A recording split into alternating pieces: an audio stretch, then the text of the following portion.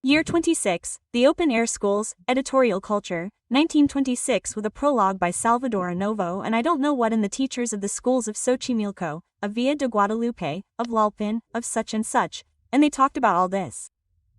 And I find it, well how good that I found it, but that was something. I'm also going to this one to the Plastic Arts offices of Limba. I found this other little catalog of another exhibition that was in 66 at the Palacio de Bellas Arts and that Diaz de Leon wrote and it says, well, they really don't pay attention to us, they've never given us the space that we have, but there it remained, there this catalog remained.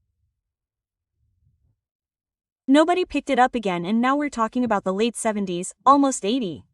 So, well, I'm leaving, well, what do I do? What do I do? Well, I'm going to go to the Hemoteca, I don't know what. It was there at that time in San Pedro and San Pablo. Wonderful, wonderful. They keep giving me all the newspapers from the years since I wanted to see from 1910 to the time of the outbreak of the Mexican Revolution because I knew that there was a very important precedent which was the strike of the Academy. And the strike of the Academy had a lot to do with it. The strike of the Students' Academy in 1911 was what clearly unfolds and reveals that in 1913, the first open-air painting school opened in Santa Anita, in the Viga Canals, etc., etc. And that's where it all began, although it was interrupted by the revolutionary movement.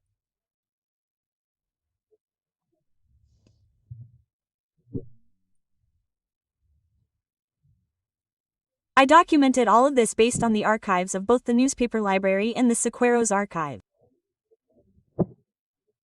Sequeiros had the great vision of saving all the clippings from the entire strike because he was supposedly on strike.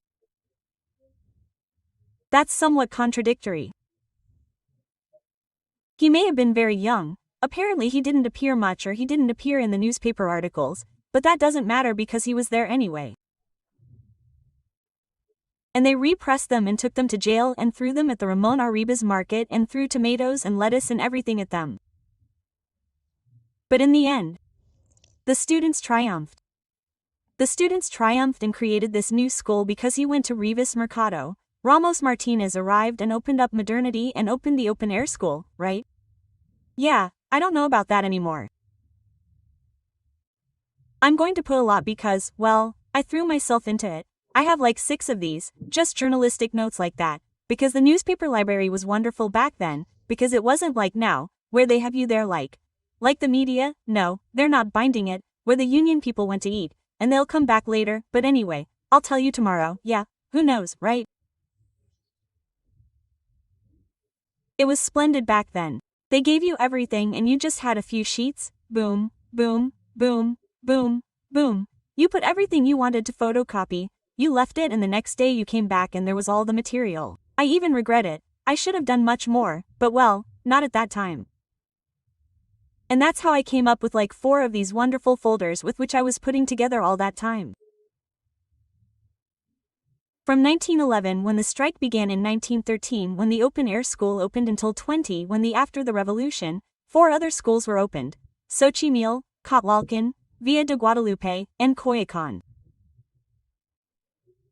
So, this was my experience that I want to share, and it was very enriching, and above all, it was because of that. They started appearing in the newspapers, of course, now they were in color and everything.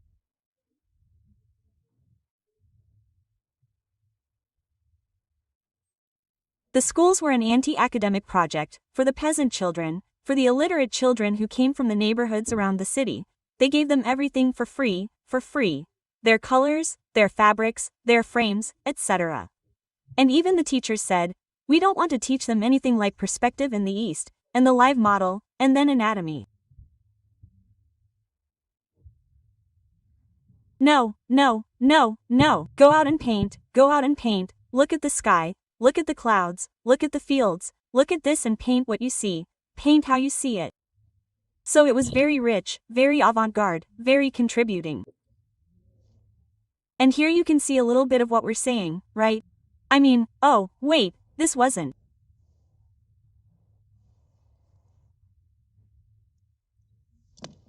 Like, for example, the town of Guadalupe, the Jusco, Xochimilco, the little friend. So, but all this is completely naive, completely without school. And so, well, it was an interesting experiment, very contributing. They made many, many paintings. Then I'm getting confused. This was not, they did an exhibition in the mining palace. There, all the little children came, all those who were exhibiting. Well, someone thinks, oh, who knows what, no, how come the criticism, but in the end, there was such a contingent of work that they even took it to Europe. They went to Paris, they went to Madrid, they went to Berlin, they were incredibly successful.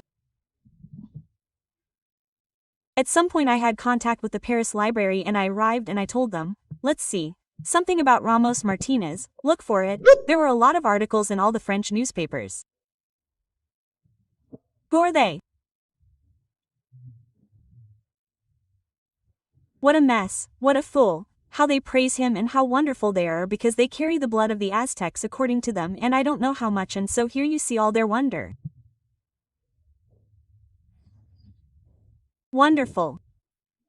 So, all that gives you like a very vivid, very rich experience of something that you really had no idea about. And then this all comes out. It's for here, yes, well, there it is.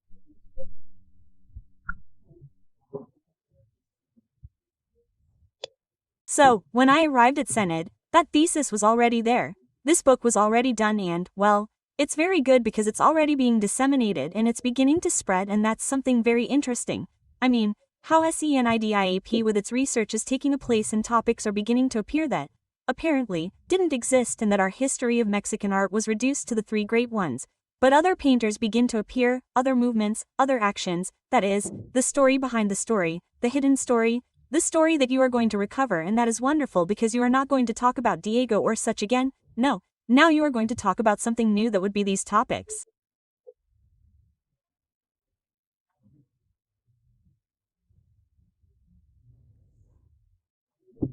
Well, then they continued to do I don't know what. That then the Lalpan school already does an exhibition and then they do another one.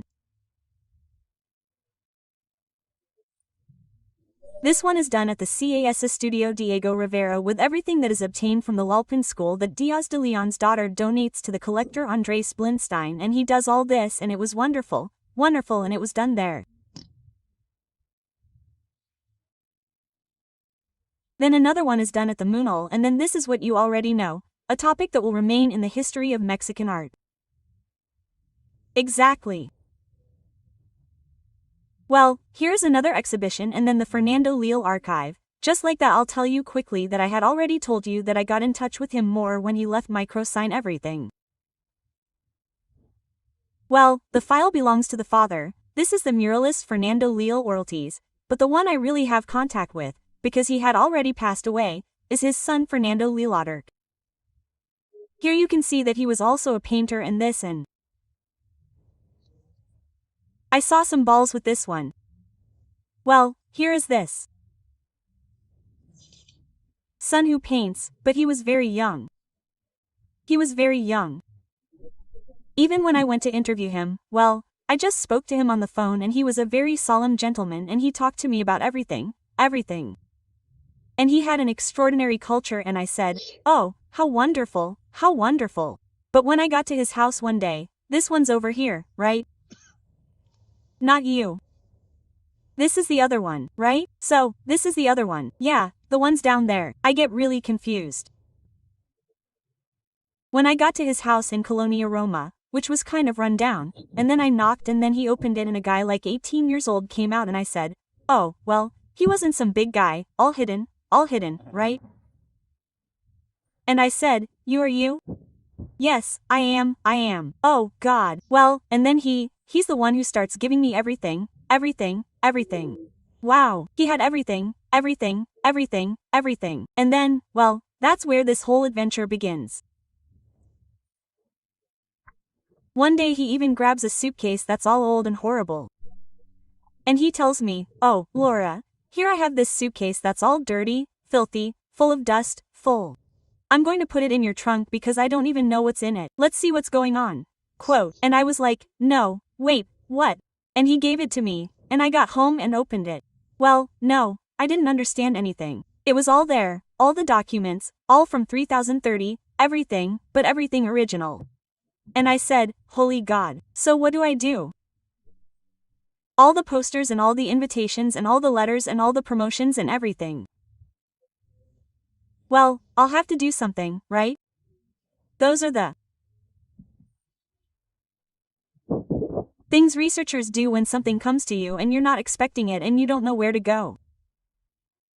So, of course, I went to look into all the art books, because nobody was talking about the 30s.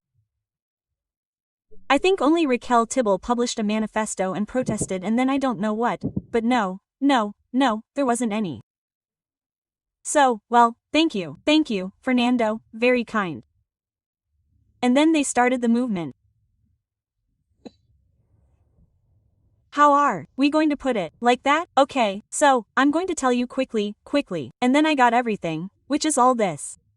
So, this book came out, which was a wonderful book published by Cenidiap. And then that publication is already from Cenidiap. It already has all the stamp, so to speak. And, well, I'm just telling you that these were the experiences that I had.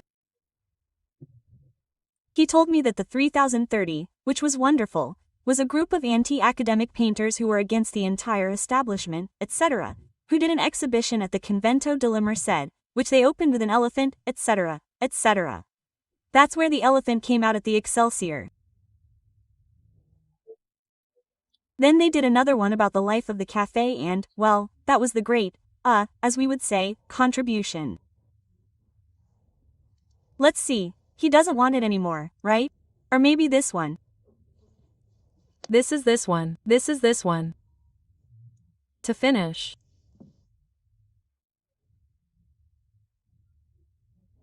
Well, and here I just want to tell you that the entire exhibition they did in 1928 in the Amaro tent was completely owned by Fernando Lyle, with around 300 or 400 original engravings by all the engravers of that time, with their typewritten technical data, and from there came a great exhibition that was held at the Moon.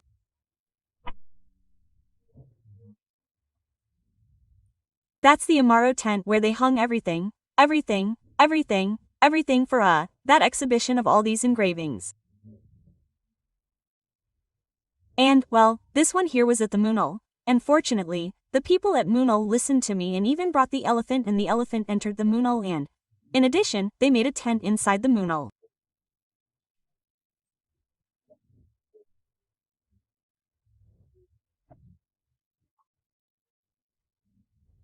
Just like the one inside the Moonal and nobody's coffee. So, well, those are the issues that, well, this one, the Horco and the scenographer, others we already talked about because we're already on time.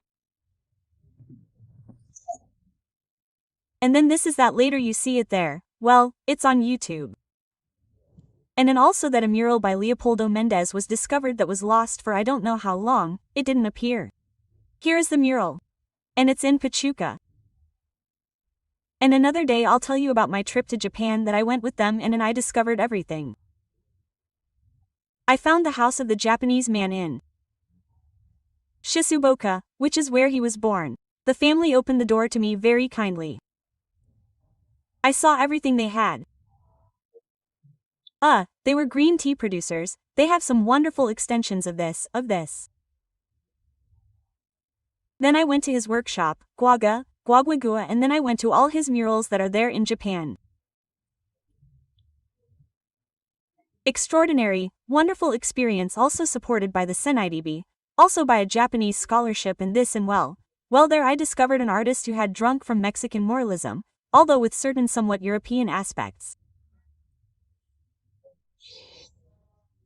This and well, I'll finish with this one which was the mural of the tomatoes and that has a lot to do with Mexico.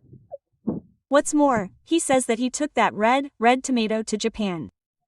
He made a whole plantation, he made a whole factory, they are growing it there. And this is the mural of the tomatoes and he put these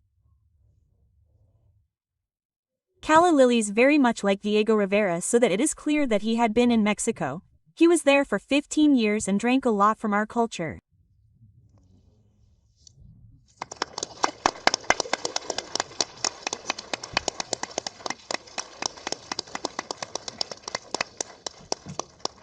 Thank you very much, Laura, for that very brief overview of your career. As you pointed out several times, the work that is done or can be done, right? A researcher who is committed to documentation, to the unexpected, to pursuing it to the end, right? All these alleys that open up and turn out to be great roads, right? Well, for the work that is done, of course. Thank you very much. Thank you, very kind. Go ahead, Luis, please. Well, it is a pleasure, a great honor to be here. Thank you very much, Alfredo, for your words of praise for the committee that invited me, that accepted my participation and, well, I am very happy to celebrate with all of you these 40 years of Cenidiap.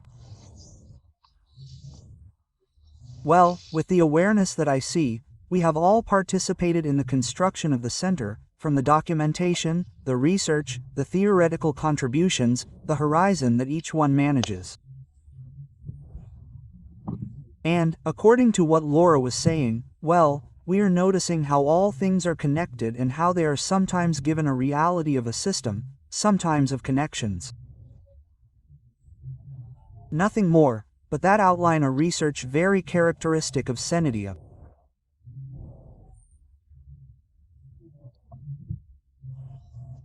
Well, I would like to tell you about a personal experience in which the Cenidiap collection was fundamental to achieving the rescue of a very notable artist named Benjamín Coria, who is here.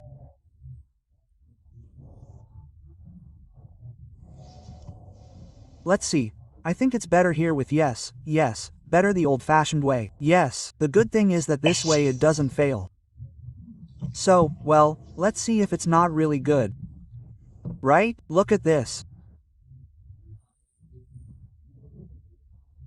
So, it's a very interesting story because at a specific moment when an Italian curator named Mark Restolini needed to meet Benjamín Coria, he brought to Mexico the great exhibition that was held at the Palacio de Bellas Artes in 2020 by Amadeo Modigliani. It was called Amadeo Modigliani in Paris.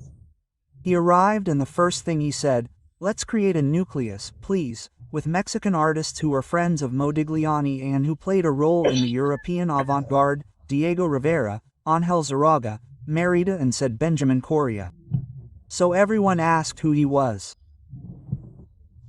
And for this, Miguel Fernández Félix, then director of the Palacio de Bellas Artes, worked with Jaime Moreno Villarreal, the writer, researcher, art specialist, and he did me the favor of contacting me and said, "Hey, what do you know about Benjamín Coria?" So I know, he appeared to me like a ghost because since I dedicate myself to the history of art criticism, he is mentioned a lot in the 20s, 30s, even at the end of the 19th century because artists were monitored, art criticism since they were in the academy. So, generation such and such a generation exposed, there are advances in this artist, this other one has regressed, who knows who pays this one? It was a very, very, very rigorous criticism that gave very specific follow-up and Coria appeared, always mentioned well, they always spoke well of Coria.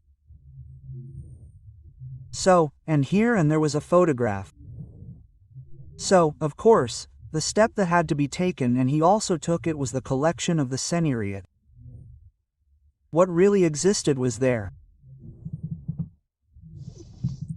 In effect, we found the background, Benjamín Coria and we found that.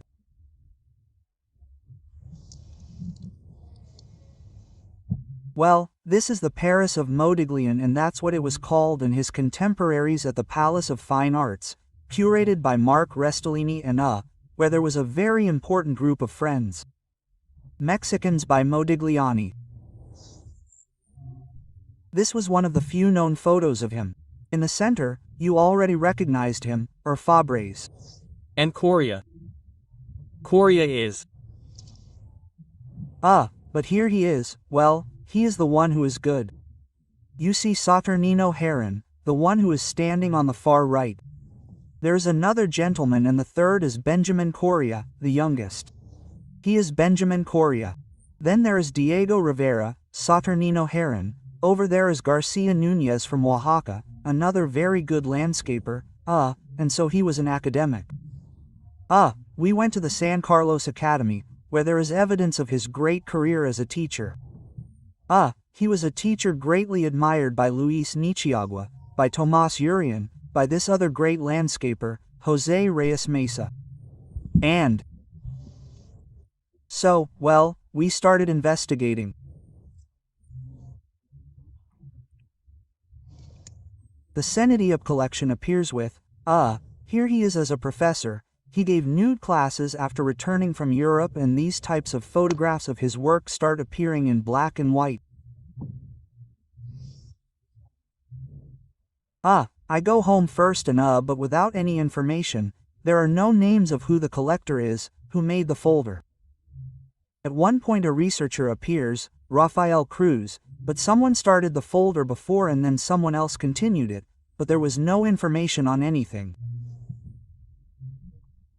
So, it was like that, you know, the headache of looking for some information and you had to deliver a text and finish the research.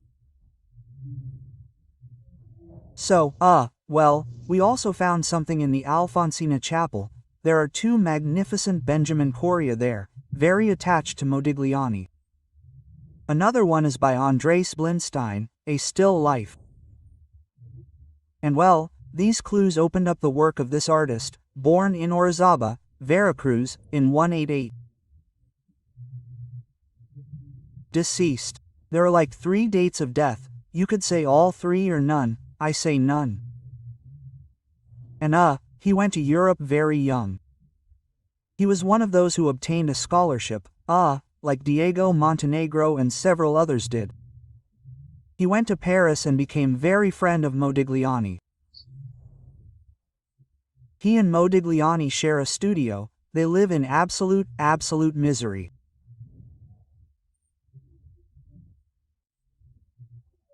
And he paints very much in the style of the Paris school, and also on a later trip to London he works on that local London cubism called Bordeauxism, which was very important, and he made these sketches. They are from that trend that was very interesting.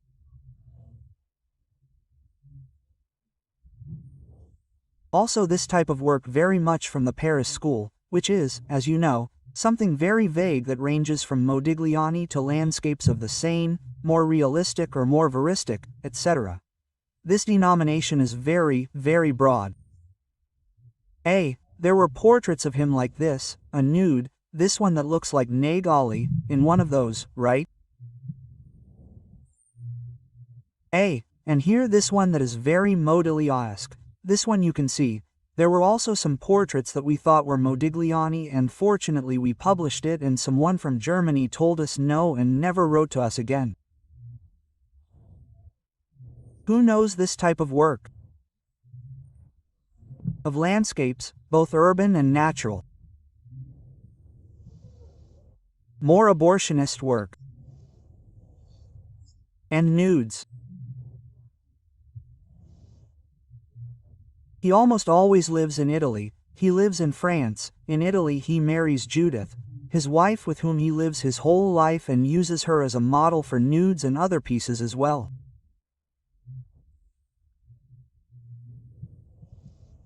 This one we say, this is Benjamín Coria, for sure. Here it is in black and white. A caricature made by Chongo Garcia Cabral, which are crossed with more comments that appear in art criticism. Tableta, who was bad, he was like that, suddenly what he didn't like he spoke badly. Coria respects him a lot. Other critics value him that way, in a very notable way. One of them, Alfredo Hiyar and Aaron, I don't know if it has to do with Alberto Hiyar, with the Hiyar family, but he speaks wonders and was also a tough critic, and more portraits that look beautiful are appearing. Here the question was, is this the one we said is Modigliani? And how come? No, and it turns out that he didn't. Who knows who he was? And suddenly we find out that he returned to Mexico in the year 36. He returned, the press went and greeted him very well. They gave him a job in San Carlos to teach the nude and landscape classes, important classes. And he declared, well, I had been deeply avant-garde in Europe, but I realized that my thing was tradition and I was very Catholic. He has a Catholic work, I think very important and, well, tradition returns, which is a classic syndrome, right? Of many who go to Europe and return and know, I am already from here and I have changed. It happened a little to Dr. ATL, for example, after making his very interesting abstractions, suddenly an extraordinary realism returned.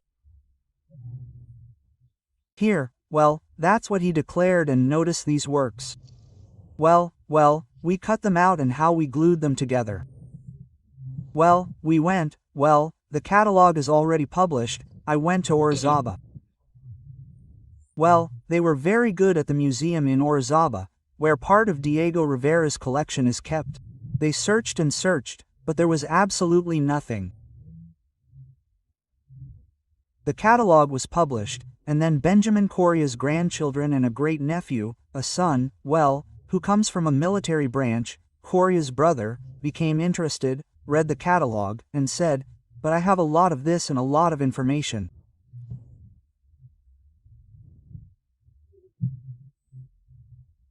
So, his name is Hector Alia. He was amazed, because this was his great-nephew, and he wrote this novel that was truly wonderful. It was called I Can Hardly Believe It, Between Paintbrushes and Bayonets, and he describes Coria's intricate and complex life. And it's understandable why he was also so hidden. He came from a family in which being an artist was worse than a deadly sin. On the other hand, Coria's brother is a soldier, he is participating, he has something to do with the tragic 10 days. And in the novel, this historical dimension is worked very interestingly with the personal, and it provides context. For example, the Paris story is explained very well, such as how Coria lives and contacts me. I couldn't believe the excitement at a Summers with cold coffee, because we were already so excited seeing images that were appearing. Then his collection and also his godson's collection appear. The godson also reads the catalog and exhibits the work. He lives in Sonora and exhibits it in Sonora, in a gallery in Sonora and in a museum called El Museo. I think Octavio Avendano is there. He said, well, this is a first. So he presents it, I introduce the two of them, godson and great-nephew, and they reveal what the black and white photographs said.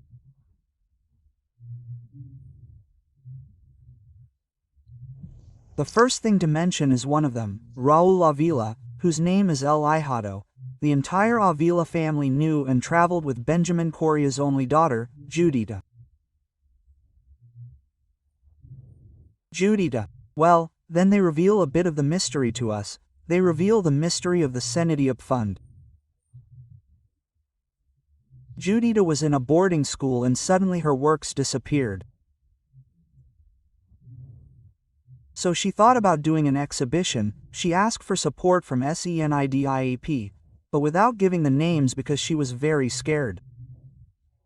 So it seems that they were planning an exhibition, but she died, so everything was stopped. Well, Hijado, let's go with El Hijado's work, this one. So, here's a clue in black and white that already has color. There's this self-portrait of Coria, this one also with the influence of Modigliani, which is obviously beautiful. Here's some of his very good work, and there's a lot of very good work. This one also has several interiors with a very, very realistic technique, which were also typical of the Paris school and are magnificent. The elders even keep the chairs, this lion here in the background, all of which were used as models. And, well, this one is also very beautiful. Na appears, I don't think it's Nguyen, but, well, it appears in an album finally and, several more appear, they were his notes from the nude class. Here's a detail of these interior paintings, the ones he takes the detail from. More portraits, almost always his wife Judith and his daughter Judita, who serve as models. Many still lifes of this style. And views of the Seine, well, several. More of this type of, I'll call them still lifes. They are still lifes that show great skill. He is, a very virtuous artist, and at the same time he has conceptual proposals that should be analyzed. For example, here appears a virgin with child. And I think this connects with a discourse, of course, with the other elements that are representations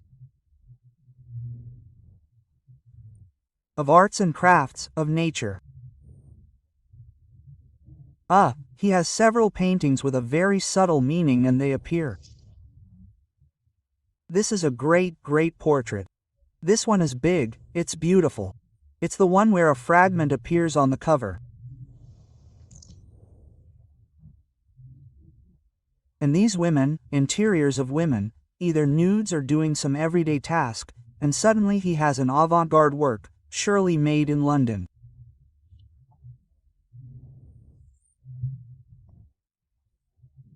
Here is this realistic doll, or whatever we'll call it, because of the composition full of vorticism. It's a vorticism composition. It looks a lot like some sketch that's out there. And we investigated that this is Judith, taking care of her daughter Judita. Regarding vorticism, we studied how much she could have done in London, and well, fantastic. He was part of a very important group called the London Group, which included top-level artists such as William Roberts, Lawrence Atkinson, Christopher Nevinson, one of the most important, several more, and Benjamín Coria, among the most important, among the first.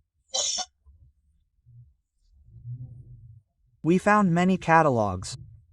Someone who was in London and who knew someone got the catalogues, and Coria appears in many exhibitions. So, there is a lot of his work there in London, and that is the next step.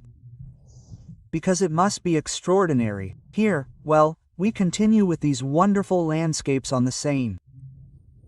Another one. And well, here is the novel. These last ones are from the collection of Hector Alia, which are in perfect condition, very well restored. This one had not yet been restored, but they are generally in good condition and were cared for. In other words, fortunately there is the possibility of a comprehensive rescue in every sense. Well, his great-grandson wrote the novel, and on the other hand, here is his great-grandson presenting the novel. It's worth presenting. It's really worth reading, first of all. You really understand that sometimes a novel can give you a historical overview more than an essay. It suddenly allows you to make connections and abductions and hypotheses that, even if they are not proven, are raised there. Here he is presenting the novel. He lives in Colima, a great character besides everything. And here is the beloved Raúl Avila presenting the work of Benjamín Coria in two places, in an oasis gallery and in a museum, El Musa, in Sonora, where he lives with his wife. So, well, all this momentum, let's say, this whole chain that was articulated on this subject, well, it began with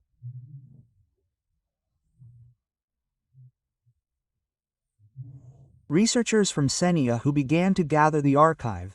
Then it continued with those who reviewed it and, well, then it was published, the research was made public, it was socialized, and this continued to be socialized until it began to have, well, an importance of being rescued.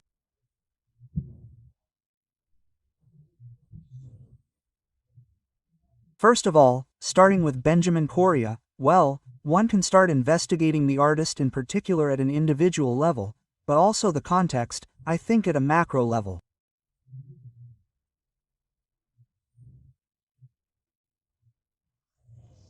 The history we have of these great students of Fabre's, who were, of course, the great generation of artists of change, must include Coria very decidedly alongside Diego Rivera, the Cubist of Montenegro, or also the modernist, then the avant-garde of Siqueiros, the ultra-avant-garde, etc. All these Mexicans who went to Europe at the beginning of the 20th century.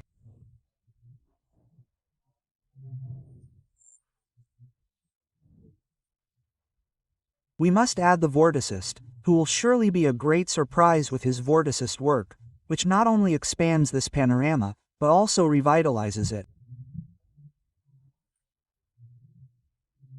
It is an opportunity to rewrite those chapters of history on this subject, among other things. And one way to investigate it is also based on the CENIDIAP funds, what you mentioned about what was being worked on in New York, what was also being worked on in Alta Vista. Suddenly information starts to emerge. Suddenly, one is studying Garcia Núñez and it turns out that there are letters that he sent to him and that are a treasure. Suddenly, in the stele that we have of Diego Rivera, there are mentions of Coria and in many places. In other words, these documentary collections that have always had a vocation to serve society, to have a social dimension, well, they do have it, and they allow us to build new visions of art and new original research. Well, I am very proud to have been able to collaborate on this based on the documentary research of Cenidiap. The truth is, there have been some, but like all of you who have done it in the same way. Well, thank you very much. Thank you very much.